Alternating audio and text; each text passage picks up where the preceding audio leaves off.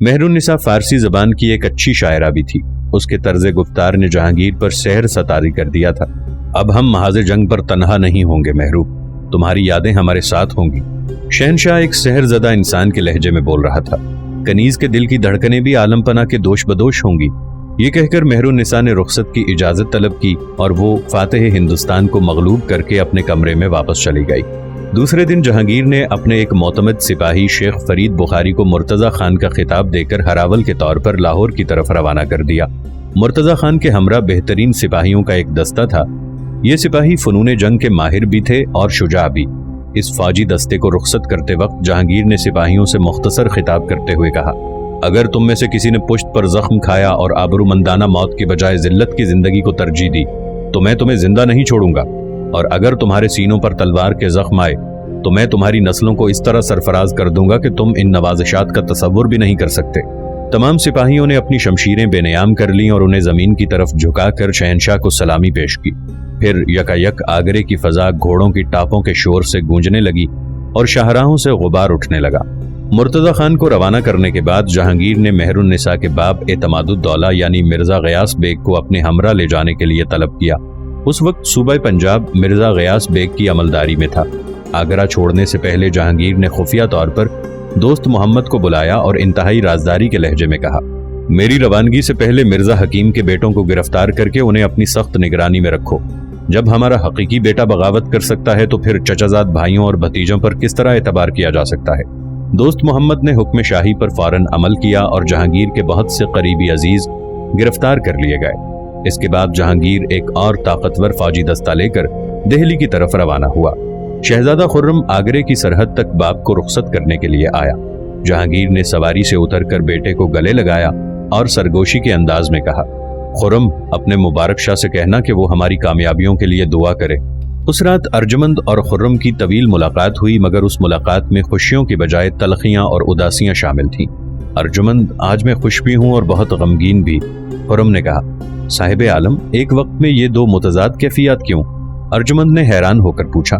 खुश इसलिए हूं कि जिल्ले इलाही का दिल मेरी तरफ से साफ हो गया है, खुर्रम ने वजाहत करते हुए कहा, और उदास इसलिए, और इससे भी ये बड़ी खुशी है कि आलमपना मुबारक शाह कलंदर के मामले में बड़ी हद तक नरम पड़ गए हैं। तुम नहीं जानती कि मेरे ये दिन कैसी खौफनाक अजियत में गुजरे हैं। एक तरफ बाप का जाबिराना कहर था, दूसरी तरफ एक मजलूम की बेकसी थी। मुझे शहनशाह से भी मोहब्बत है कि वो मेरे बाप हैं, और मैं कलंदर से भी अकीदत रखता हूँ कि वो काफिराना रस्मों के खिलाफ अकेला जंग लड़ रहा है। अगर खुदा न खास्ता कलंदर को कत्ल कर दिया जाता तो कौन जाने कि मुगल सल्तनत का क्या हशर होता। मैं अपने अल्लाह का शुक्रगुजार हूँ कि उसने ये संगीन घड़ियां बाआफियत गुजार दी। मुबारक शाह की आंखों से तो मुझे भी डर लगता है, अर्जुमंद ने अपना वाकया दोहराते हुए कहा। बस एक बार उन आंखों को देखने का इत्तेफाक हुआ है। जलाल का जो रंग मुबारक शाह की आंखों में झलकता है वो तो किसी शहनशाह की आंखों में भी नजर नहीं आता। कलंदर के जलाल का अंदाजा हम क्या कर सकते हैं कि उसके तसव्वुर से ज्ञानी आत्माराम का जिस्म जल उठा था। खुर्रम ने एक और वाक़े की वजाहत करते हुए कहा, कलंदर की जात मुगल सल्तनत के लिए बहुत बाबरकत साबित हो सकती है अगर शहनशाह अपने दरबार से सजदे की रस्म खत्म कर दें, लेकिन वो ऐसा नहीं करेंगे कि इख्तदार का नशा इंसान को खुदाई दावे तक पहुंचा देता है। खुर्रम का लहजा बहुत उदास था, और ये इख्तदार ही की लानत है कि मेरा भाई खुसरो अपने बाप के सामने शमशीर बकफ खड़ा है। नाजरीन, आगे बढ़ने से पहले कमेंट सेक्शन में हमें अपनी आरा से जरूर आगाह कीजिएगा कि आपको हमारी ये सीरीज कैसी लग रही है। आइंदा आने वाली इक़्तिसाद से बाखबर रहने के लिए हमारे चैनल को सब्सक्राइब कर लें और साथ मौजूद बेल आइकॉन को जरूर क्लिक कर लें। शुक्रिया। इस जंग का क्या नतीजा निकलेगा अर्जुमंद? दोनों तरफ से अपना ही खून बहेगा। खुसरो फाते हुआ तो हमें आलमपना का मातम करना पड़ेगा, और अगर जिले इलाही फतह से हमकनार हुए तो हमें खुसरो की लाश पर नौहाखानी करना होगी। दोनों जावियों से हमारा ही ज़ियां है। फिर भी तुम कहती हो कि मैं अपने हक के लिए दुश्मनों से जंग करूं। गैरों का क्या जिक्र कि यहाँ तो अपने ही दुश्मन हैं। अपनों की गर्दनों पर खंजर आजमाई करूं, अपनों के जिस्म के टुकड़े टुकड़े कर दूं। इक़्तिदार तो इसी तरह हासिल होता है। शहजादा खुर्रम बहुत शिकस्ता नजर आने लगा था। अर्जुमंद ने एक बार फिर उसे अपनी मोहब्बत का वासिता देते हुए कहा, खुर्रम, मेरी खातिर उठो, मैं तुम्हारे साथ हूँ। तुम तख्तो ताज के लिए नहीं, जुल्म के खिलाफ जंग करोगे। कलंदर कितना लागरो नहीफ है कि ताजियानों की बारिश भी उसे झुकने पर मजबूर न कर सकी। आखिर कलंदर यहाँ आया क्यों है? वो तुम्हें अपना महबूब क्यों कहता है? यकीनन इसमें कोई राज है। वो तुम्हारे सर पर ताजे जर निगार देखना चाहता है, और तुम महल्लाते शाही से निकलकर वीरानों में चले जाना चाहते हो। तुम कलंदर के जख्मों से सबक हासिल करो। وہ تمہیں روشنی دکھانے کے لیے زندان کے اندھیروں تک آ پہنچا ہے۔ خرم بڑی حیرت سے ارجمند کی طرف دیکھنے لگا۔ اسے یقین نہیں آ رہا تھا کہ ایک کم سن لڑکی بھی اس قدر ہوشمندانہ باتیں کر سکتی ہے۔ تم اس خوبصورت رات کو جنگ و جدل اور تاخت و تاراج کا ذکر کر کے تباہ نہ کرو۔ میں ذہنی طور پر بہت پریشان ہوں ارجمند۔ تم مجھے کوئی نغمہ بہار سناؤ، نسیم صبا کا کوئی گیت لاؤ، ابشاروں کا کوئی راگ چھیڑو۔ سیاست کے خونریز موسم کی گرم ہوائیں میرے جسم کو جلائے دے رہی ہیں۔ ارجمند بانو کو فوراً ہی احساس ہو گیا کہ واقعتاً اس وقت خرم کو کسی نغمہ بہار کی ضرورت ہے۔ پھر اس کے ہونٹوں سے شہد برسنے لگا۔ رات آہستہ آہستہ بھیگ رہی تھی، چاند اپنا سفر طے کر رہا تھا اور ہار سنگھار کا درخت دو محبت کرنے والوں پر اپنے پھول نچھاور کر رہا تھا۔ جہانگیر بہت تیز رفتاری کے ساتھ دہلی پہنچا، پھر سب سے پہلے اپنے دادا شہنشاہ نصیر الدین ہمایوں کے مقبرے پر حاضر ہوا۔ اس کے بعد اس نے حضرت نظام الدین اولیاء رحمۃ اللہ علیہ کے مزار مبارک پر حاضری دی۔ جہانگیر بہت دیر تک شہنشاہ معرفت کے دربار میں سر جھکائے کھڑا رہا۔ ہندوستان کا فرما روا جو بظاہر بڑی قوتوں کا مالک تھا، یہاں ایک مجبور اور کمزور انسان کی مانند نظر آ رہا تھا۔ جہانگیر آہستہ آہستہ حضرت نظام الدین اولیاء کے قدموں کی طرف جھکا اور پھر اس نے سلسلہ چشتیہ کے عظیم بزرگ کی قبر کو بوسہ دیتے ہوئے کہا، اے خدا مجھے حضرت نظام الدین رحمۃ اللہ علیہ کے طفیل دشمنوں پر غلبہ عطا کر۔ اس دعا کے بعد جہانگیر نے ضرورت مندوں اور محتاجوں میں ہزاروں روپے تقسیم کیے اور لاہور کی طرف بڑھا۔ جہانگیر سے پہلے مرتضی خان لاہور کی طرف پیش قدمی کر رہا تھا۔ خسرو شدید خطرات کے درمیان گھر چکا تھا۔ اس کی کوشش تھی کہ وہ کسی طرح لاہور کے قلعے میں داخل ہو جائے، مگر دلاور خان نے قلعے میں داخل ہو کر دروازے بند کر لیے تھے اور تمام برجوں، دیواروں اور فصیلوں کو مستحکم کرنے لگا تھا۔ اسی دوران خسرو نے لاہور پہنچ کر شہر کا محاصرہ کر لیا اور اپنے سپاہیوں کے سامنے اعلان کرتے ہوئے کہا کہ میں تمہیں یقین دلاتا ہوں کہ اگر تم قلعے کے اندر داخل ہو گئے تو 7 دن تک تمہیں لوٹ مار کی مکمل اجازت ہوگی۔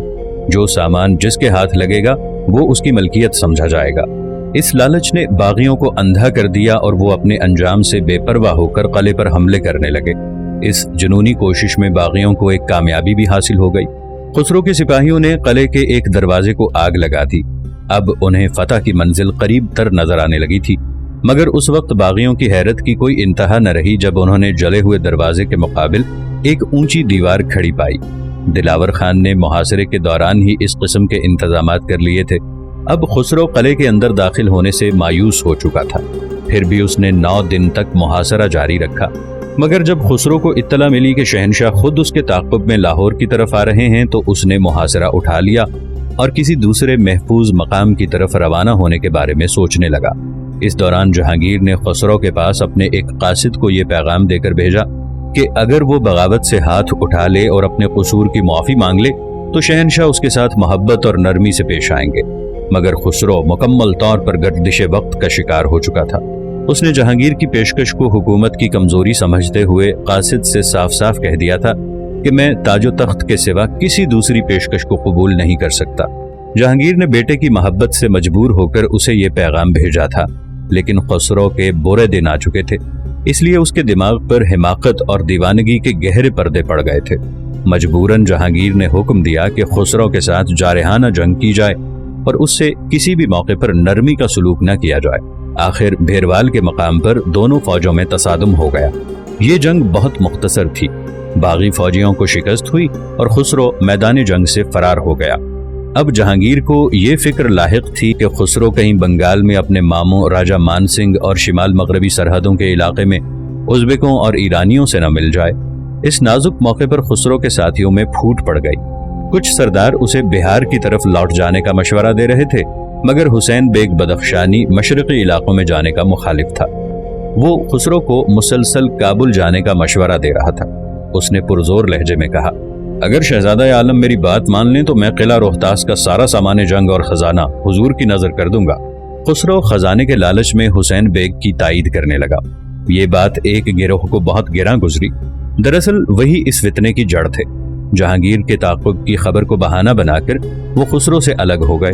ان کے ساتھ چھوڑ جانے سے خسرو کے لشکر میں شدید انتشار پھیل گیا۔ وہ گھبرا کر دریائے چناب کی طرف بڑھا، مگر وہاں پہلے ہی شاہی احکام پہنچ چکے تھے۔ اس علاقے کے تمام حاکموں اور زمینداروں نے ملاحوں سے سختی کے ساتھ کہہ دیا تھا کہ خسرو کو دریا کے پار پہنچانے میں کوئی مدد نہ کریں۔ نتیجتاً تمام ملاح اپنی کشتیاں چھپا کر بھاگ گئے۔ خسرو اور اس کے ساتھیوں نے بڑی مشکل سے ایک کشتی حاصل کی اور اس کے ملاحوں کو موت کی دھمکیاں دے کر اس بات پر آمادہ کر لیا کہ وہ ان لوگوں کو دریا کے دوسرے کنارے پر لے جائیں۔ ملاحوں نے مجبوراً اپنی کشتی دریا میں اتار دی۔ اس کشتی میں خسرو اور اس کے خاص ساتھی سوار تھے۔ کچھ دیر بعد ملاحوں نے بڑی ہوشیاری سے کشتی کو ریت کے ایک ٹیلے پر لے جا کر چڑھا دیا اور خود پانی میں کود کر فرار ہو گئے۔ اب خسرو اور اس کے ساتھی ریت کے ٹاپو پر حیران و پریشان کھڑے اپنے بدنصیبیوں کا ماتم کر رہے تھے کہ اتنے میں میر ابو القاسم اور بلال خان خواجہ سرا اپنے سپاہیوں کو لے کر وہاں پہنچ گئے اور خسرو کے ساتھ حسین بیگ بدخشانی اور عبد الحلیم کو گرفتار کر لیا۔ پھر جب یہ باغی جہانگیر کے سامنے لائے گئے تو اس نے شدید قہر و غضب کے عالم میں حکم دیتے ہوئے کہا، عبد الرحیم کو گدھے کی کھال میں اور حسین بیگ بدخشانی کو بیل کی کھال میں سی دیا جائے، اور پھر ان دونوں کو ان کے ساتھیوں کے ہمراہ گدھوں پر الٹا سوار کر کے پورے شہر میں پھرایا جائے۔ حسین بیگ بدخشانی بیل کی کھال میں 4 گھڑی زندہ رہا۔ جب کھال خشک ہونا شروع ہوئی تو حسین بیگ کی پسلیاں تک ٹوٹ گئیں اور وہ دم گھٹنے کی وجہ سے مر گیا۔ یہی حال لاہور کے دیوان عبد الرحیم کا تھا۔ وہ حسین بیگ بدخشانی کے مقابلے میں کچھ زیادہ سخت جان تھا، مگر جب گدھے کی کھال سوکھ کر سکڑنا شروع ہوئی تو عبد الرحیم کی پسلیاں بھی جواب دینے لگیں۔ جب تک وہ زندہ رہا لوگوں سے کھانے کی بھیک مانگتا رہا۔ کسی شخص نے اسے کھانے کے لیے ککڑیاں دے دی۔ عبد الرحیم کسی بھوکے گداگر کی طرح ککڑیاں کھاتا رہا۔ پھر اچانک اس کا دم گھٹنے لگا۔ تکلیف کی شدت سے عبد الرحیم کی آنکھیں حلقوں سے باہر نکل آئیں اور وہ انتہائی بے کسی کی موت مر گیا۔ جب یہ دونوں غدار اپنے انجام کو پہنچ گئے تو جہانگیر نے دوسرا حکم جاری کیا، مرزا کامران کے باغ سے لے کر قلعہ لاہور کے دروازے تک راستے کے دونوں طرف پھانسیاں نصب کر دی جائیں اور پھر تمام باغیوں کو ان پر لٹکا دیا جائے۔ بڑا عبرتناک منظر تھا۔ سینکڑوں باغیوں کے مردہ جسم پھانسیوں پر جھول رہے تھے۔ ان کی زبانیں اور آنکھیں باہر نکل آئی تھیں اور چہرے بگڑ کر انتہائی بھیانک ہو گئے تھے۔ اس کے بعد جہانگیر کا تیسرا حکم جاری ہوا، شہزادہ خسرو کو ہاتھی پر بٹھا کر پھانسیوں کے درمیان سے گزارا جائے۔ شہزادہ خسرو زنجیروں میں جکڑا ہاتھی پر بیٹھا تھا اور شرم و ندامت سے اس کی گردن جھکی ہوئی تھی۔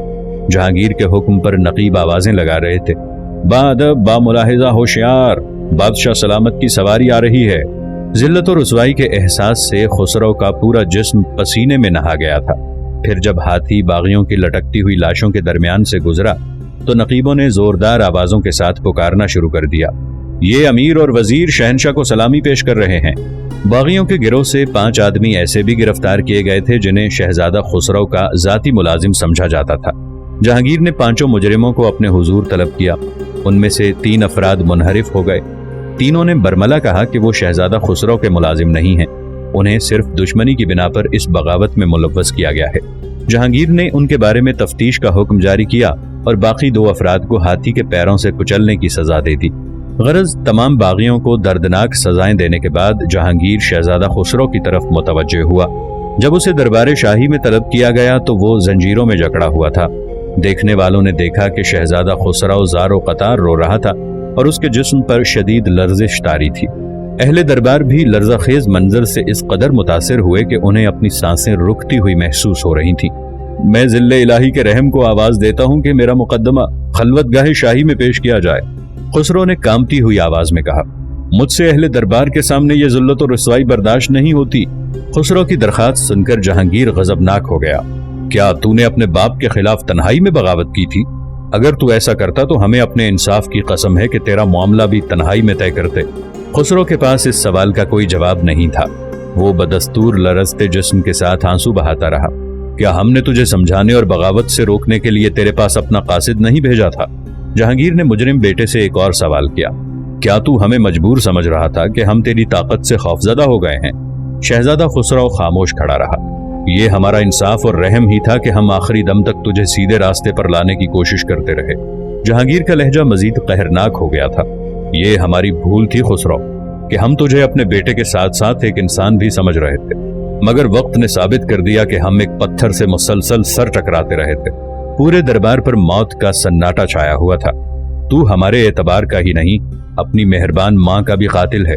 جہانگیر نے ماضی کا ذکر کرتے ہوئے کہا، تو نے ہمیں عرش آشیانی اکبر اعظم کے حضور ذلیل کرنے کی بارہا کوشش کی۔ تیرا صرف یہی ایک جرم تھا کہ ہم تجھے ہمیشہ کے لیے زندان کے حوالے کر کے تجھ پر ہر آسائش و نعمت کو حرام قرار دیتے تھے۔ मगर हमने उससे गुरेज किया और तेरी बाग़ियाना हरकतों को लड़कपन की भूल समझा। क्या ये हमारा रहम नहीं था? हमने तेरी दिलजोई के लिए तुझ पर इनामो इकराम की बारिश की, लेकिन तेरी एहसान फरामोशी ने साबित कर दिया कि इंसानी फितरत तब्दील नहीं हो सकती। दरबारियों को ऐसा महसूस हो रहा था जैसे जहांगीर अपने बेटे खुसरो के जराइम की फहरिस्त पढ़कर सुना रहा है। और वो वक्त याद कर जब तेरी माँ शाह बेगम तुझे ज़बानी नसीहत भी करती थी और तवील खत लिखकर भी समझाने की कोशिश करती थी। खुसरो की माँ नस्लन एक राजपूत औरत थी, मगर खुसरो की पैदाइश के बाद जहांगीर ने उसे शाह बेगम का खिताब दे दिया था। शाह बेगम का नाम लेते ही जहांगीर पर एक अजीब सी कैफियत तारी हो गई। बदनसीब, तू जानता है कि तेरी माँ शाह बेगम कौन थी? मैं अपनी जबान से उस खातून की क्या तारीफ करूं? वो मुझसे बेपनाह मोहब्बत करने वाली औरत थी। अक्सर कहा करती थी कि वो मेरे एक बाल पर अपने 1000 बेटे कुर्बान कर सकती है। बेशक वो अपने दावे में सच्ची थी।